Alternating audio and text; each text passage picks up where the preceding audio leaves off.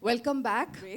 And I'm really very privileged to be sitting here today with some industry stalwarts. I was talking to some of them, and we also are partners in some other capacity, of course, in marketing. So very happy to have everyone here. Just to set the context of this panel, really it is about companies today are at a crossroad of sorts when it comes to innovation and responsibility. And the two are not at loggerheads, they're working together. And at the same time, there's conversation around innovation, conversations from packaging to business models, on the use of tech, on climate change, on behavior change. And the discussion today in the panel will be, how does it all come together really? What are some of the challenges?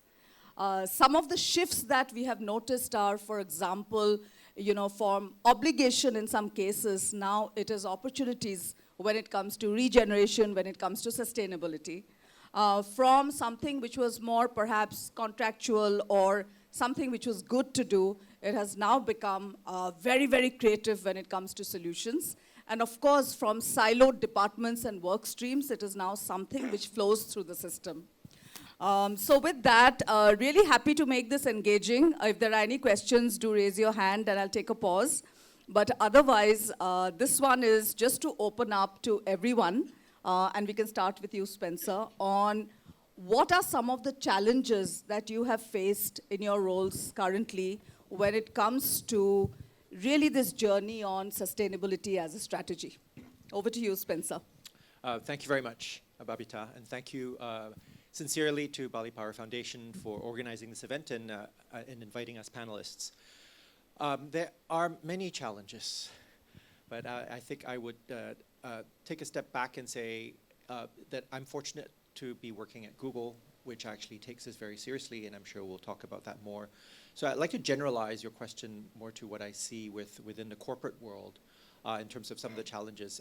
There are many, but I'll just point out two. One is confusion, skepticism, especially amongst board members and senior leaders. And this could stem from, in some cases, still skepticism about the science. It's still there. But there's also confusion because there are many standards. The standards are evolving, they're changing, especially if you think about global standards. And certainly there's confusion from the geopolitical headwinds that we're seeing in terms of major countries taking a skeptical stance on this topic. So I think that's an impediment that we have to get over. And I would like to believe, from what I know of India, that I think this is perhaps less of a problem. The other challenge I see, though, is this missing the opportunity to make sustainability about a value creator and more of a risk management concept. That's also a missed opportunity. There are boards that now believe that mitigation might be less important because it's all about securing the supply chain, the safety of their people and assets, in terms of really adapting and becoming more resilient. I think while that is important, it's still really critical that corporations play their role in terms of the mitigation outcomes within our supply chains, et cetera. So these are some of the bookend challenges I see, and I'd love to hear from other panelists. Yeah, sure. Yeah, thank you. Thank you so much for the question. I represent Coca-Cola, which is a 130-plus-year-old brand. So obviously, if we have sustained this long, so we have been doing something correct. That's the reason. But having said that, at least my association with this company for the past 13 years, I see a constant innovation and evolution of what we do in terms of sustainability. And that I think is the key challenge, is that you constantly need to reinvent yourself. You can't keep doing more of the old stuff.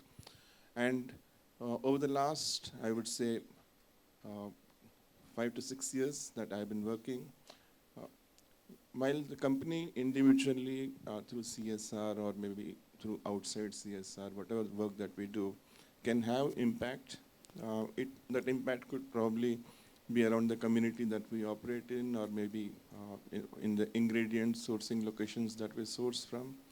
But of late, what we have realized is that individual action is not going to really solve the issue. If we need to solve a problem, we need to do it at scale, and that requires collaboration.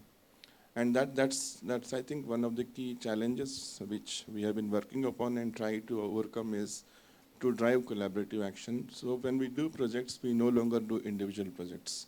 We are looking at partnerships. We are looking at funding as a catalyst to bring release a lot of co-funding from probably government organizations or maybe other peer organizations or companies. Right. So that's what I think is one challenge that we need to do right now. Right. So from skepticism, confusion, and cross-collaboration as an opportunity, over to you now. Vishwa. Thank you, Ms. Barua, for the opportunity, and thank you, Balipara Foundation, for having us once again. Very, very honored to be here. Allow me to go to a little bit of a time travel on this, because as I know my fellow panelists mentioned, we are also a 150+ old company. So I think if you look from that perspective, and there are a few names you can take at that league, 100+ companies, 100+ year-old companies, you would see that the CSR angle, the corporate responsibility angle, was built in more like a corporate commitment, right? And this was most to justify your presence in any field. The transition that has happened towards sustainability is about linking this to corporate purpose. And the transition comes in two phases. One is that seeing that how you make your models more resilient, as Spencer was mentioning.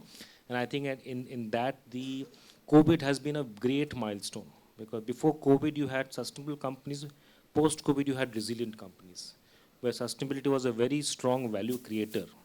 So that's one point. The second is that from a value creation perspective, how you're looking at sustainability as a very strong value proposition for the company. That's one side of the game. The other is that the stakeholders that have come into play over the 100 years journey, if you see, primarily from inward to more outward now, whether it is the NGO partners, communities, the watchdogs that look today. I think in ESG paradigm, we are all exposed as companies of our size and scale to some brilliant ESG analysis happen every year and many times during 1 year, and then we are constantly under focus. So I think that's one faculty. Then the biggest change happened in India, at least I can say, that sustainability has moved from voluntary to compliance. For all the listed entities like us sitting over here, you have to respond to ESG in a particular disclosure format. That again builds in that credibility. So I think that's one thing. So the value lies in converting stakeholder activism to stakeholder capitalism, where you capitalize on what's coming your way, but also show them that it's a journey that we are traversing. So there would be pit stops. There would be time when we'll hold on to what we are doing, and every year we can't be giving a new milestone. But the journey is, the beauty of the journey is that you remain invested into this.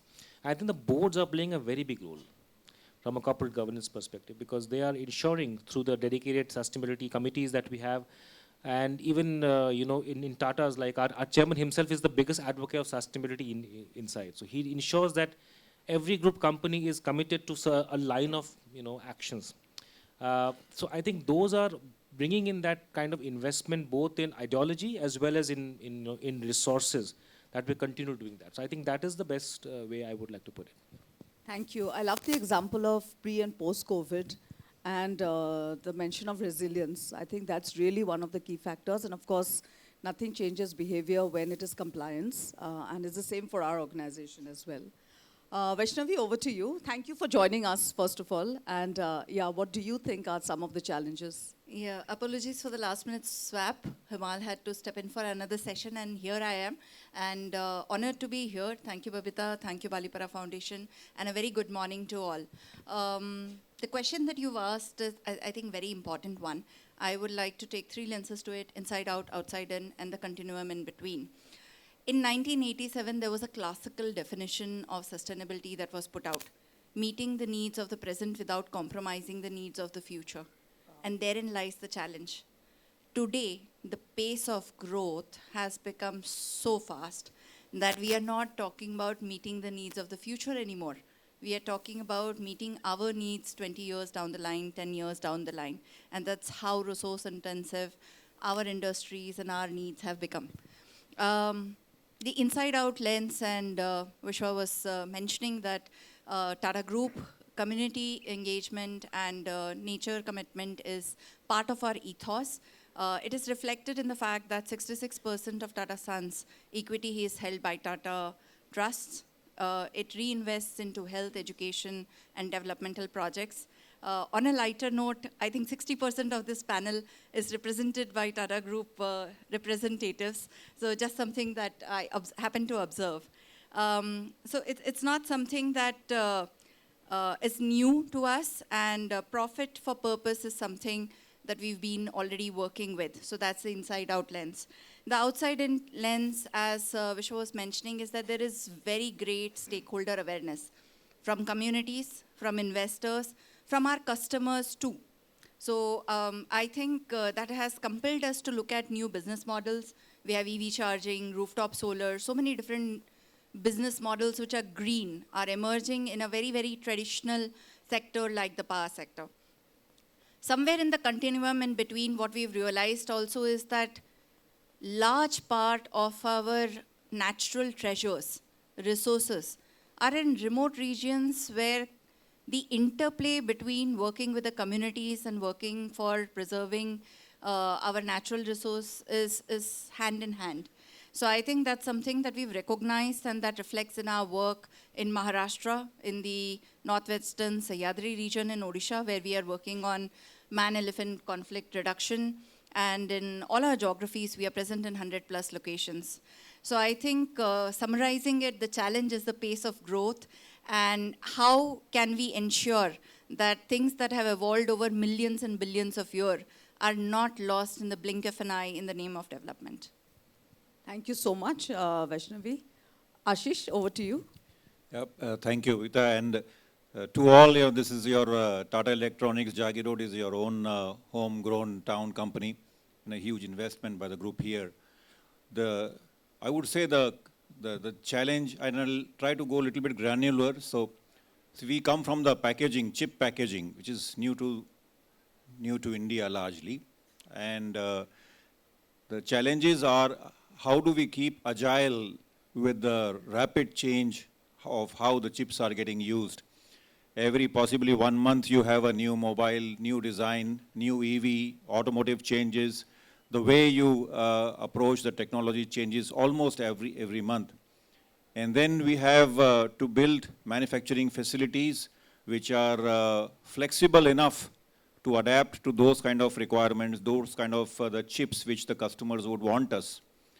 And therefore, how do we align our goals in terms of, preserving water, getting the net zero kind of objective? How do we make our facilities much closer to the zero liquid discharge rather than having a positive, in fact, having more positive, water positive circularity of water? And the technology changes. With each change of a model of a phone or of a car or of an EV, or the way you compute or you look at your laptop, desktop, the next day, to be agile, to manage and respond, to get those kind of technology in our plants. How do we get the water circularity? How do we get the goals on our carbon emissions intact, in fact, better? To me, that's a technology challenge which we face, and maybe as we discuss more, we would also respond how we are addressing or trying to address that. Of course, thank you. Really good challenges from everyone, quite diverse, I must say.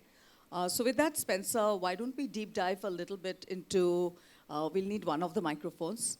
I could have given you mine after, okay, thank you.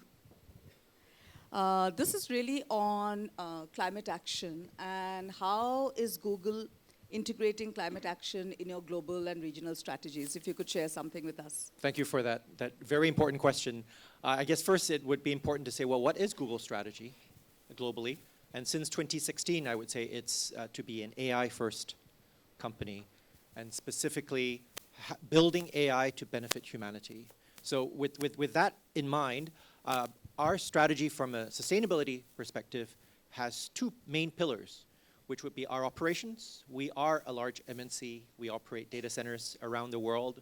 We sell consumer electronic devices. So when it comes to our operations, we have some moonshot goals, like net zero, 24/7 carbon-free energy to power our data centers, replenishment of water, 120% of the water that we use through evaporation for cooling, and circularity in terms of driving 100% plastic-free packaging. So all this is really managing our operational impact. But actually for me, the even more exciting pillar is actually our products. We, at Google, we have products that billions of people use every day, from Google Maps to search to actually now Gemini increasingly. And India is a really important market for Gemini. And a lot of our AI talent comes from this country. But how do you make sure that AI-powered products actually contribute to more sustainable outcomes, whether it's mitigation, adaptation, or protection in terms of biodiversity, et cetera? So those are the two main pillars, and they're very relevant globally, and they're based upon the fact that Google is an innovation and information company. So globally, that's true. Now, regionally, that's also true. In Asia Pacific accounts for more than 50% of the world's carbon emissions. And it's also the most exposed to extreme weather events, as we've seen recently in Sri Lanka and Myanmar and the heat in the summer. And so it really becomes important to think deeply about how Google can contribute to the decarbonization of our own operations and systemic change that helps decarbonize grids, including for our supply chain in the Asia-Pacific region, but also our products. So just a few examples, and just focusing on AI. We've been building more accurate weather prediction tools through AI, and some of these are able to generate very precise local forecasts. And guess what? We're working with local organizations in India to say, well, how can we use that sort of weather prediction to fine-tune renewable energy production? Because balancing all this intermittent renewable energy is actually a major challenge. I think in India there have been increasing cases of curtailment because of transmission backlog. But how can AI play a role in better predicting when the sun will shine, when the wind will blow? And then how do you use AI to balance the grid? And these are areas where we are in conversations with stakeholders, and we see that as a very important part of climate action that we can make a big contribution to through technology, but also through our purchase agreements in terms of power to help drive that energy transition. But on our product side, there's a lot we can do in terms of biodiversity. We have tools that use bioacoustics to identify species and actually figure out the health of the ecosystems in forest regions. We'd like to see more of that perhaps come to India as well, and this is gradually being deployed around the world. There's adaptation in terms of understanding the risks of fire and flooding over a 10, 20-year forecast, which will allow cities and municipalities to plan better. And there's also mitigation in terms of how AI can contribute to resource efficiency that really drives down the use of resources that contribute to an environmental footprint.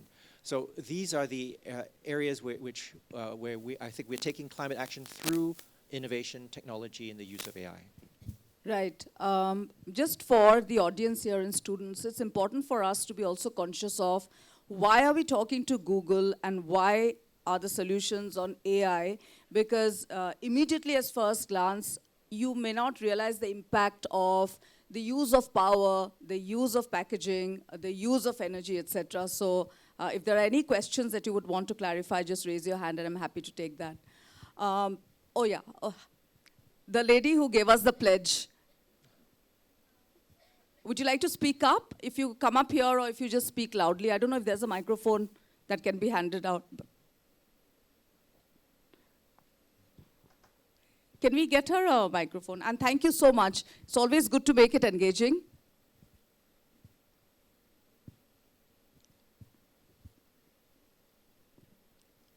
So you talked a lot about AI and Google's push towards AI. And I found out pretty recently that Google is planning to develop Asia's largest green data center in Visakhapatnam in India. And my question to you is, AI is a double-edged sword. While it may help us mitigate the crisis of climate change through predicting the weather, etc., and all the things you mentioned, but it is undeniable to say that it has a very potential to cause a lot of damage as well. And although Google is planning to make the data center in Visakhapatnam to rely 100% on renewable energy, my question to you is that feasible within the current grid infrastructure in India? Because we do not have a very reliable renewable energy-based infrastructure. Thank you for that really excellent question. Is it possible right today? There will be challenges, but I think it's really looking at the momentum that is clearly in play in India towards the ever faster deployment of carbon-free energy. We are actually very optimistic. But optimism doesn't mean naivete. It doesn't mean that we think everything's going to be really easy. There will be challenges, but we see the political will and intent at the union level, at the state level, to make that possible over a number of years. And that's what's meaningful for us. And our contribution actually is when we sign power purchase agreements, we sign them typically for the lifetime of the asset, which in this case can be 15, 20 years. And that's actually incredibly helpful to project developers because then they can get financing. They can go to banks and say, I have a 15, 20-year contract from Google. And so we have seen this play out in many countries where our purchase agreements allow projects to actually get going because we make them bankable. And we believe we're contributing in that way to a lot of projects in India. And we continue to engage with the relevant authorities to ensure that the bottlenecks are removed. And we are hopeful that the use of AI can actually help with that. Okay, Thank you, Spencer, and thank you for the question. Yeah, sure. You want to build on something, Vaishnavi? Yeah, you can use, it's not working. Okay, can we have someone to just make this microphone work? See, this is why I think forums like this are extremely interesting. You have a value proposition, you have a clarification, and you have a proposed partnership. I think your question is very pertinent on grid stability, and Tata Power is for supplying green power, and we are working on that actively. And there are solutions where storage will come into play so that you are able to go beyond the hours of generation of power. So there is pumped hydro storage solutions, which are a very reliable solution. So I think it is definitely possible. And rather than shoot it down, I think building solutions is the way to look at things in sustainability. It is definitely possible is what I would suggest. Thank you, Vaishnavi. Great build. With that, Rajesh, moving on to you, Coca-Cola. Is there anything you could share with us on water stewardship, climate resilience, and Coca-Cola? Of course. We are all about water stewardship and climate resilience. As a beverage manufacturing company, obviously water is one of the most important ingredients for our product, right? So that places a much larger responsibility as a system that we are actually seen as the leaders of water stewardship in any region that we operate. And that's globally as well as locally. And our strategies, while at a global level, could be overarching, but we would always like to have localized strategies also. Like for example, in India, when we talk about water neutrality, I think as a system, we reached water neutrality way back around 2016. And currently, as we speak, we are almost 3 times water neutral as far as the water that we use for our operations is concerned. And we have been doing this through a number of projects that we undertake. Our bottlers themselves undertake replenish projects, those traditional replenish projects like check dams and ponds and stuff like that. We do some part of it through CSR. We do also projects in regions where there is a real need for water replenishment rather than just doing in the backyard where it might not be so much in a requirement. But I think over the years, what we have realized, and again, referring back to what I was mentioning earlier also, is that if you want to really have a localized approach, you have to understand the need state of any country or region that you operate. Now, India is largely an agrarian country. If you look at the competing users of water, 90% of the water that is being used actually for agriculture. And if you really want to make an impact, that is where you should work upon. And it need not be limited to the ingredients that we source for ourselves, like probably sugar or fruit pulp or something like that. But that work could actually grow much larger. And you can make it actually crop agnostic. You need not focus only on the ingredients part of it. And we have seen great success for this kind of work which we have been doing. We have projects called as Meetha Sona, which focuses on sugarcane. We also have a program called as Unnati. Unnati is an overarching program which covers multiple horticultural ingredients as well as other crops. And as I was mentioning earlier, when we do sustainable practices in these agricultural areas, where we are talking about water avoidance, using techniques like drip irrigation or something like that, that's where the partnership with the government comes in. Like supposingly, if I made $1 million investment into a region, with the subsidies that the government provides, I've been able to unlock almost like $200 million in subsidies from the government. And that's where the scale of the work leads us to results. So I think I'll stop right here. Yeah, no, that's really interesting. Again, Coca-Cola, one of the categories, right, which is dependent on water and uses water. And very interesting to see that if 90% of water usage is agriculture for an agrarian economy, how can you really now work with agriculture, with the economy to replenish, not only make it neutral, but make it positive, right? And I think cross-collaboration that you spoke about would be coming into play here, right, Rajesh? Thank you so much. I didn't see any hand up here, so I'm moving on to Vishwa. Vishwa, anything on product design, packaging design, logistics, that you can talk about in the sustainability journey for TCPL? Yeah, thank you for the question. I think for FMCG company focused on food and beverage, packaging goes hand in hand with us. And this is a topic that comes up almost in every forum we discuss. Let me give you a brief of Tata Consumer Products. Today, as we expanded, you see the Himalayan bottle kept over here in the dais as well. Starting from Himalayan water to Tata tea, to Tata coffee, to Soulful, which provides you the breakfast cereals, then to Tata Sampann that goes into your pantry staples, which I'm sure may be sitting in your kitchen somewhere, to salt, to mini snacking.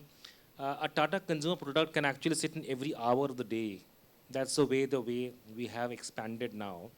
And given that, packaging also becomes very relevant. But I want to just say that in food and beverage, the packaging is an integral part of the offering. We can't treat it as just a separate exclusion, because we are providing things that literally people ingest, whether it's water or it's the other things. So from that perspective, I think we are very extra cautious of how we are packing our material. While having said that, circularity does form a very important part of our entire strategy. We have put into 3 larger buckets. The first bucket is the compliance part, which is the extended producer responsibility, wherein whatever we are packaging, we ensure that it gets recycled as a part of the government mandate. The second one is actually where design comes into play. The one part is that the EPR guideline in India says that you must take back the amount of plastic you're introducing into the market and recycle it, but on a brand neutral basis. So I'm not necessarily bringing all plastic from my own product, but I'm picking up from my fellow competitors as well. For that purpose, we see that most of our packaging is recyclable in nature, so that whosoever is picking it up should be able to recycle it back. we had taken a commitment to have 70% of our entire packaging globally to be recyclable by FY26. We've achieved that in the last financial year. Today we are 73%. We hope to make it 100% by FY 2030, and that journey we are traversing. But if you see the compliance part, and this is more of an end of pipe solution when the packaging has already gone into the market. The differentiator comes in when we say what we call the front of the gate approach, where we try to design the packaging so that we can reduce the plastic. So for example, the Tata 1 kg salt pack, I am sure you would have seen it. It has been re-engineered to weigh 11% less. And by virtue of that, almost 200 plus tons of plastic doesn't get introduced into the stream at all. And that is what we call design for innovation. And it hasn't impacted the product inside. Of course it is. Of course it has. And then, of course, the third is to talk to our peers, which is very important. Sustainability can't be practiced in silo. So the peer interactions, speaking to your peers, and that is where the plastic pacts come into picture. We are the members of Plastic Pact in India, UK, US, Canada, wherever we are operating. In fact, in India, we are the founding members as well. These associations help us to leapfrog technology together as a cohort. I think this is the way we are looking at packaging. But of course, packaging also means a lot of behavioral issues as well. How people are disposing packaging also contributes to the entire circularity maze. And towards that, we do a lot of these Jagore campaigns that we have on climate impact and other impacts as well.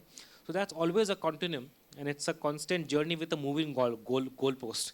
That's the issue, but yeah, that's the way we are trying to challenge. Yeah, and the responsibility is not really on this side of the table, but for everybody in the room here, to your point, that if it is not disposed of in the way that it should be, Correct. packaging, then it's very difficult for you to recycle, get into that circularity, right? Yeah. Thank you so much. Vaishnavi, Tata Power, could you share something on content, culture, in your green journey? Anything around that? So I think thank you for that question because, there's the left brain, right brain dichotomy that we always deal with. So when we are putting numbers and targets, there are very hard targets that Tata Power has taken. Net zero before 2045, zero waste to landfill and water neutrality by 2030, and no net loss to biodiversity by 2030. So this is the part where we've been working very actively. Our portfolio of clean and green energy has moved from 15% in 2015 to 45% currently. And with the pipeline of projects we are slated to hit 65% by 2030. So that is a significant shift in our portfolio, and that showcases our commitment that is there. I talked a little while ago about evolving business models. So rooftop solar, I think we were one of the pioneers, market leaders for the last 11 years. We hold 13% of the market share in a highly fragmented sector because this is driven by channel partners, and these are in the remotest parts of the country. We've also partnered with the government of India in the PM Surya Ghar Yojana. So we run a campaign called Ghar Ghar Solar, Tata Power ke saath. We've barely scratched the surface because these are 20 lakh households that have rooftop solar over the capacity of 3.5 crore households that can be tapped into. EV charging ecosystem, we're present in 600 plus towns, but the utilization is at 5%. Now, when you're talking about what is on this side of the table and that side of the table, till people buy EV vehicles and use the charging ecosystem, us building that is really not going to work, right? And we also work on microgrids and remote locations. So these are some of the things that we do, hardcore business. But in terms of culture building, we have a program called Club Energy where we work with school students. So recently we did a program in Uttar Pradesh where we reached out to 3 lakh students under Eco Crew. This is about awareness of renewable energy generation, etc. 14 plus years we've been working on this topic. Excellent response from students even younger than you. I think we work with 4th standard to 8th standard, but that's where the ideologies of people are getting formed. The second part that we have is we're working with our supply chains. We work with our, both downstream and upstream value chain partners on screening, capacity building, assessment enablement, and giving them the capability to hold their own in ESG ratings, etc. We have 1 lakh plus learning hours on sustainability. LinkedIn has come back to us, and just to give context, 24,000 employees, close to 70,000 business associates. So on the base of that, we have 1 lakh learning hours on sustainability in a year. And, we're mighty proud that our employees wanted to learn sustainability. We run a program called Climate Crew where we have 13,000 climate change champions who have now started generating user-based programs. So they are driving their programs. There are mini cohorts that are getting found. I think we are sitting at the crux of a revolution where everybody is taking the responsibility of sustainability in their own hands. I think it's no longer something that has to be top-down or centrally driven. I think every single person who is part of this journey, including me and you, need to think about this in our day-to-day. Thank you. We've really, from Google and AI to agriculture, water, to packaging, to content and culture, and we'll now move to Ashish. Jagi Road, we always cross that when I was here in Assam. Of course, Assam's my home. So from Digboy to Guwahati, we would drive down, and Jagi Road would be the break before we got into Guwahati. So it's fantastic that the semiconductor facility is being set up. Before I come to Ashish, I really think, students, we need to hear some voices. So after I do with Ashish's question, I would really love at least one question from one of you for the panelists before we move on to the next section. So you can start thinking about it now. So Ashish, on the Jagi Road facility, but overall, in your experience, what are some of the environmental stewardship initiatives that you may be taking that you would like to share with us? Yeah, I think a lot, right? And let me start with the easy one. In morning, there was a Kaziranga session. I think that's more, more beautiful place to be than possibly in a semiconductor plant. But one area is to keep the biodiversity intact. Not only that, to have a measurement. So, for all the students who are understanding here, it's been a learning. How do we have a baseline of biodiversity? Type of birds we have in, maybe, I'll take Assam example, but, the type of birds, the type of butterflies, the type of, elephants, and so on and so forth. So the baseline we are trying to get in whichever form, mainly quantitative, but also qualitative. And then from there, how do we continue to improve the baseline, not only in our operations, but in and around where we operate. We are also creating about a 2-acre herbal garden near our site, which will have more than 1,200 species of varieties of the herbs in preferably Assam, but entire Northeast. And we would continue to grow that and maintain that biodiversity. We're collaborating with Hathi Bandhu. We spoke about it, Vita, it's their land. And then we are trying to see how the elephants, we take care of them. We avoid man-animal conflict. We do it at a group level as well. And then we are taking some help also from the Tata Sustainability at a group level. But Hathi Bandhu is where, it's our, from Assam, and to see that elephants' path are taken care of and the conflicts are avoided. From that is one piece which is doable, and all of you can contribute in that. The second piece, what Spencer spoke about, is AI. It's not that easy. More you use AI, the more requirement. The girl asked about data centers. The more requirement of data centers kind of go up. And we build data centers world class, but there are a lot of technologies which, if you understand data centers, especially the engineering students there, there is a air cooling option, there's a water cooling option, there's a lithium battery option, there's a non-lithium battery option. Correct? The non-lithium battery option is a little bit more preferred because it's more sustainable. So all those innovations keep happening on the tech portion of AI. The leverage of AI is that as the tech changes, as you shift your mobile next year, you buy a new mobile or a new car, we predict with our AI that what kind of tools would then be required for us to manufacture that tools with minimum impact on the power requirement, mainly the energy requirement, to some extent the water requirement. We partner with the top companies in the world who help us with the AI predictive model. The responsibility doesn't end there because you have to educate the large part of ecosystem of semiconductor which doesn't exist in India as of now. So it exists in Japan, it exists in Taiwan, Malaysia, US, to educate them that, look, this is what the next 1 year, 2 year kind of a thing which we can predict.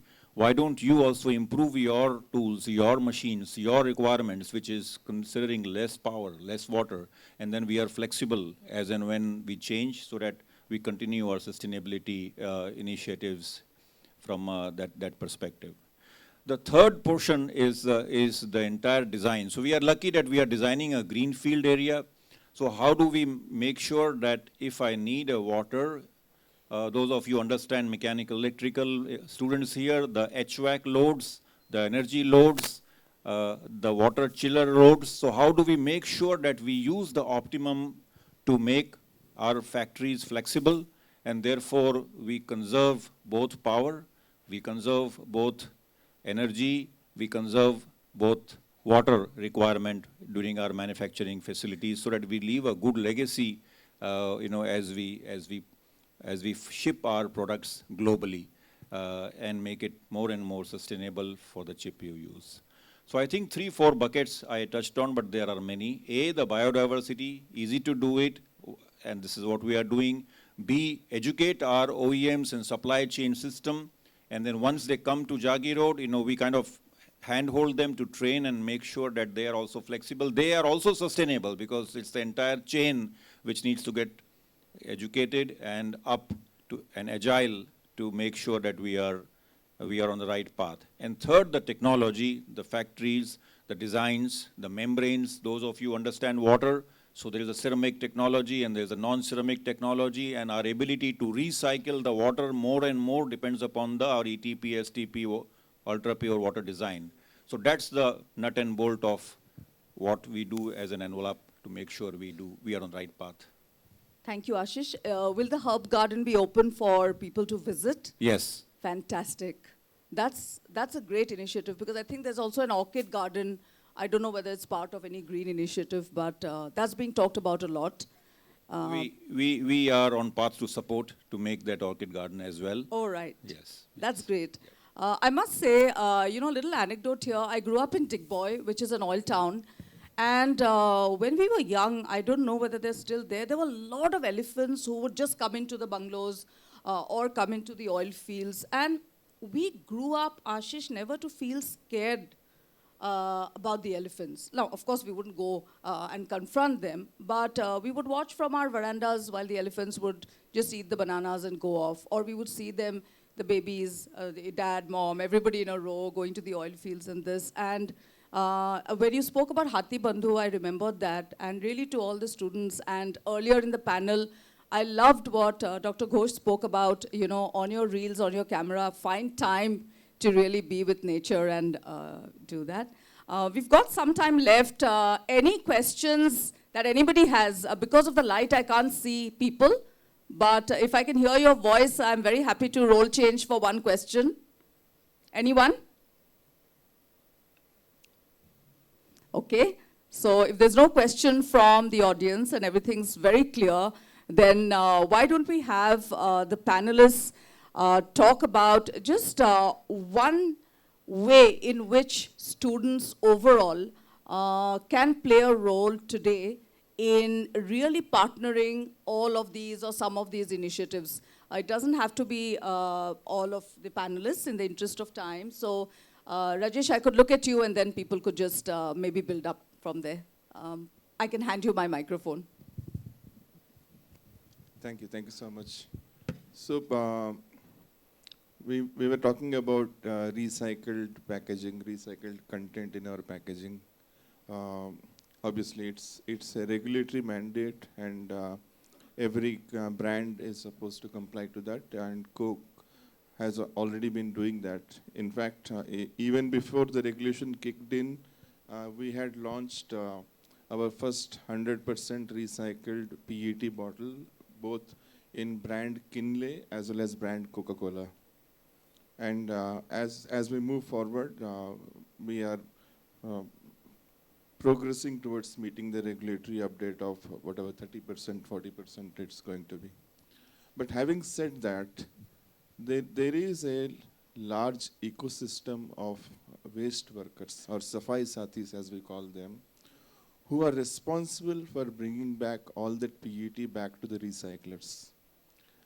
And in that ecosystem lies a lot of non-conformities, lot of issues, because they are actually at the bottom of the pyramid, and they are one of the most exploited people as far as the entire system is concerned. And if, as large global brands, we want to use that recycled PET in our packaging, we have to ensure that those ecosystems are cleaned. We have to ensure that we have a responsibly sourced recycled PET in our supply chain. And when we want to do that, I could go on talking about it because there are multiple interventions which can be done. One of the interventions that we have been doing with one of our large global partners, which is a UN organization, is to actually go back into those communities and start working with them and giving them access to already available benefits which the government has got, but they are not able to access them. And there, actually, when we went to those communities, we started working with the volunteers within those communities. The students became one very important component of ensuring that this work get done, because they are the educated component of that community and they do understand a lot of this stuff. Now, I'm not saying that all the people sitting down here need necessarily go down and do that, but that level of awareness of where the solutions can come from can actually help you understand how you can contribute positively to that piece of work. Thank you so much. Vaishnavi, would you like to build on it? Yeah. So I think one of the pivots of today's discussion was also innovation, and how technology is going to be an enabler in the journey of sustainability. So my request to all the students who are sitting here is that to be able to translate thought into reality, you need those technological enablements. You need to challenge norms, build new systems, think differently, think large. And that's something I think, that newness of thought, that potential of possibilities is something that we really look forward to from the newer generation. I borrow words from our chairman emeritus Tata Group, Padma Vibhushan late Shri Ratan Tata. None can destroy iron, but its own rust can. Likewise, none can destroy a person, but their own mindset can. Leadership is about taking responsibility, not making excuses. So we are faced with a very real and tangible problem, which we need to solve in our lifetimes. Let's all join forces. Thank you. Spencer, would you like to build something? Building on. Yeah, sure. But please, you had a question. No. Oh. Just love to build on what Vaishnavi said, which I think rings really true for me. But not only because Google is an information company, but I think in terms of what young people can do right now is to actually think back to the pledge that was just read. And I'll simplify it as knowledge is power. And we need to have, all of us, including you, need to have a good understanding of the issues and the cause and effect of what's going on. And it's very complicated. And that's why you really need systems level understanding. And you are in your prime learning age, because if you think about the search for solutions, you have to think about the interconnectedness of all the driving forces. And so it's not just chemistry or physics or biology, it's also politics, geopolitics, economics. All these contribute to an understanding of the problems and potential solutions, and I would encourage students to be curious about this, figure out the trusted sources, because there's a lot of misinformation out there. And then if knowledge is power, then your power is to share that knowledge. You can distill what you've learned to express calls to action for people that may not be able to understand all the complexities. And I think that's a really powerful role that students can play. Thank you. My final question, and I'm just picking Vishwa, you at random, and then if others can just build on it. And that is, we have Balipara Foundation, who's really organizing all of this, and the fantastic work that has been done. What, in your view, are some of the things that foundations like Balipara do to, partner corporates like you?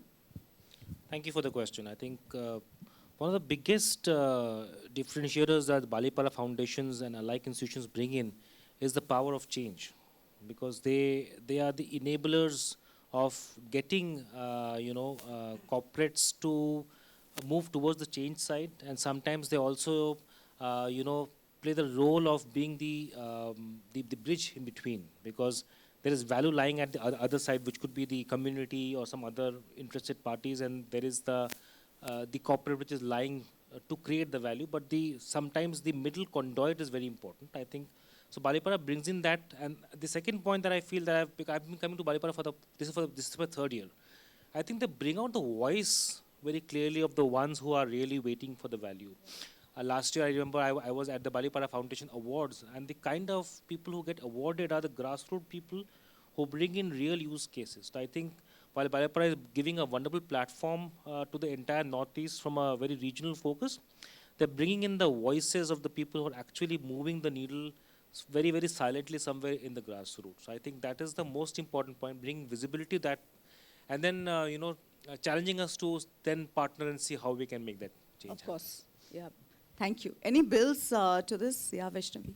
So I would also like to, appreciate the heterogeneity of, people who come into forums like this. Allows us to solution multidimensionally, and, that's something very important, because nothing is going to happen in isolation, like my peers have already mentioned. So thank you. I think a wonderful forum. It's been a pleasure being here. Thank you.